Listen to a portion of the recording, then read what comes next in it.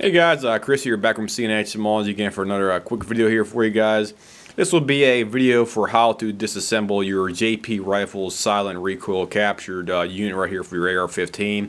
The one I have right here in front of me here is my the H2 version specifically, and I was taking it apart because I went online and ordered a new buffer, one of the actual buffer donut cylinder thingamajigs.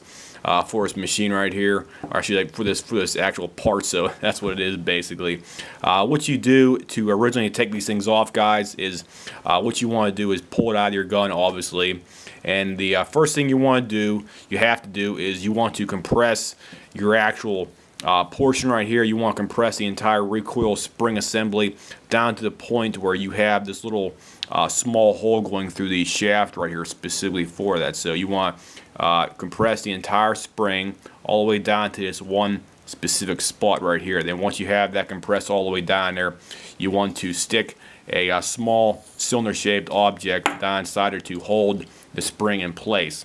What I use over here, I was using my Sears Craftsman T15 handled thing right here basically. And what you do is you stick that through the shaft like so right here, and that'll hold your actual spring in place. So your spring will basically be butt up against there like that. So your spring will be riding on top of this thing right here, and your spring will be compressed to that one specific point right there from that point on until you actually pull the shaft back out here and release the spring tension back up on a shaft.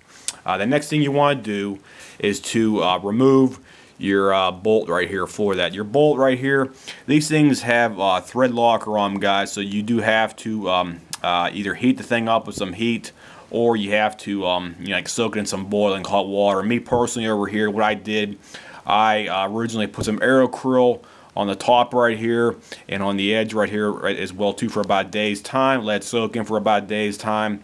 Then I also boiled some hot water in a microwave in a plastic container, and I put the end of this thing right here in the boiling water for about 30 minutes to almost a minute time.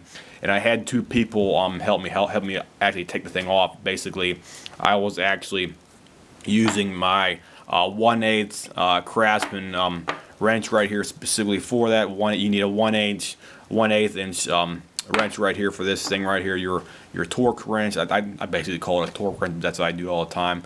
You need to stick that in the top of the actual head right here specifically to take it off.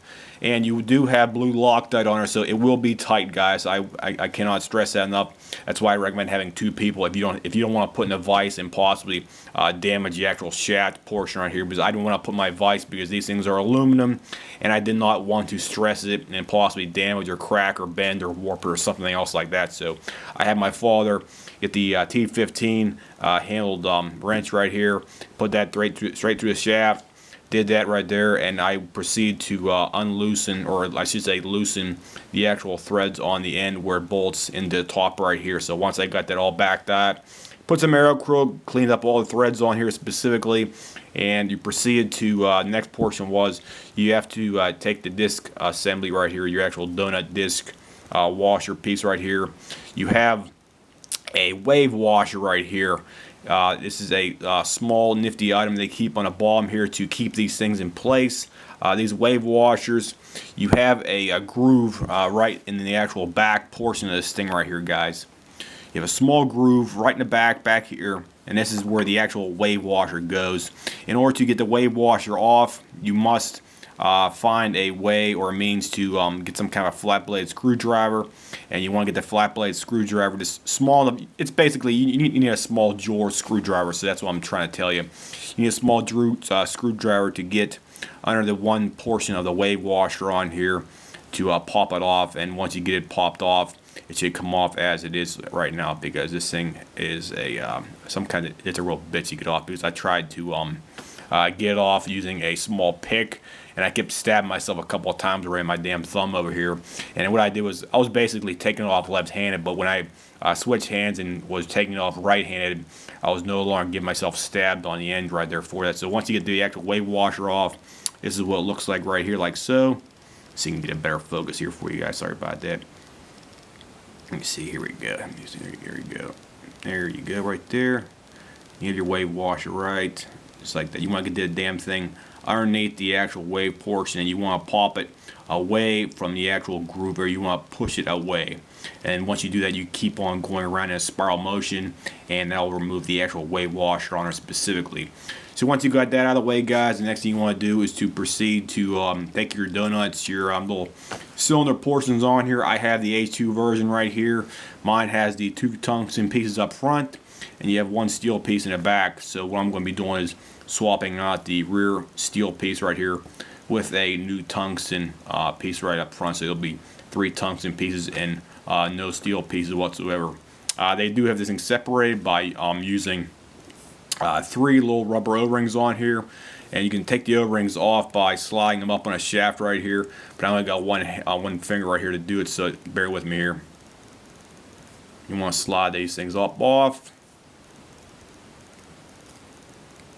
and there's your O-ring right there, and you have your tungsten pieces up front, and they pop out just as well too. So you have everything disassembled as it is right here. Simply to reassemble everything, you simply put the new pieces back on the same way you originally took them off. You put the wave washer back on here in the actual little snap lock ring area right here. And so before you have this little groove right here, that's where the actual wave washer fits inside. That goes up on her like so, and you snap it back into the groove. Make sure it's all the way in the groove, because you do not want it flying around at all on there for that. And once you have that back together, you put the recoil spring right here. You just want to make sure to do a function test. Put the recoil spring up there, then put the recoil spring back on your actual shaft assembly.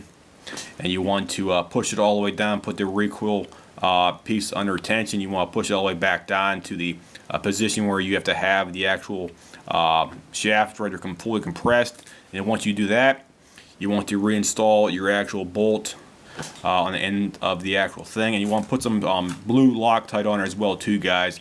So it's should be okay for that. Then once you do that, you just torque it down until it's nice and snug on there, and that's basically how you take it apart and reassemble it after that. So I'll make another video here after I post this thing up online, and I'll show you what the other tungsten disc looks like on here as well too. So if anybody has any comments, questions, whatnot, as usual, feel free to leave me a message here, and I'll try to get back to you within 24 48 hours. I'll see you guys. Have a nice day.